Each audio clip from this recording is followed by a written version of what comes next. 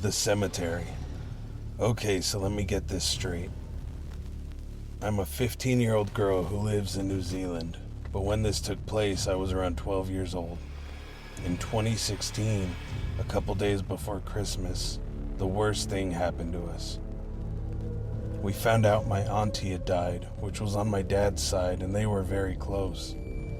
She was a jockey, and she fell off the horse, and it crushed her. Oh, and her favorite thing was the smell of lilies. This will be useful for later on. Anyway, after about 2 years after she died, we visited her again for Christmas, and we have been here to see her many times, but this time, it felt different in a way. The air was heavy, and I got this wave of dread.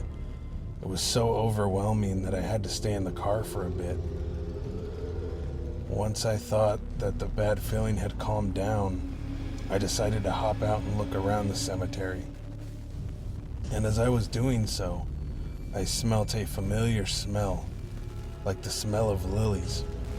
And at first it was comforting in a way, but then I felt like I was being watched. But like I could tell that whatever was watching me didn't want me here, like I needed to leave. So I listened to my gut feeling and booked it back to the rest of my family. Not shortly after, once all of us were in the car driving back, we saw there was something in the middle of the road. So we stopped, but the longer we stared at it, the more we realized it was my auntie, and she looked worried. And about 2 seconds later, a car comes flying by in full speed, and then she disappeared.